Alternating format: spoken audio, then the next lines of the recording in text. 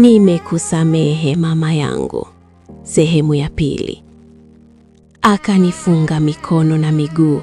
Hapo sasa nikaanza kuwa na hofu, kwani kila mguu ulifungwa nguzo yake, pia kila mkono ulifungwa nguzo yake. Akaniua nguvu kabisa.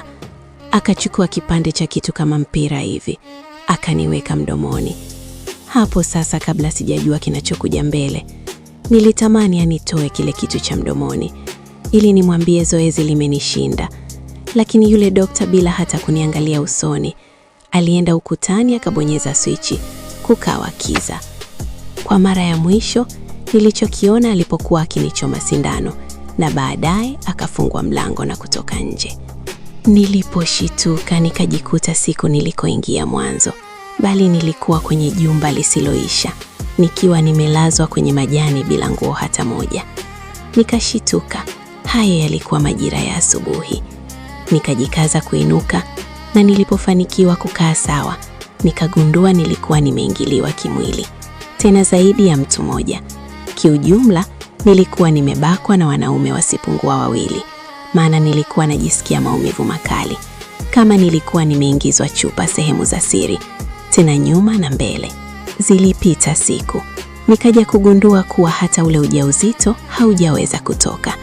Niliumia na kuwaza sana, kwani rafiki yangu yule sikuweza kumuona tena tangu siku ile, na hata kwa Dr. Tony sikuweza kupajua kwa kuwa tulienda usiku, hivyo sikuweza kukariri hata mitaa. Nikaona bora nirejee nyumbani kwa wazazi. Nikawalilia sana wazazi na kuwaomba radhi sana.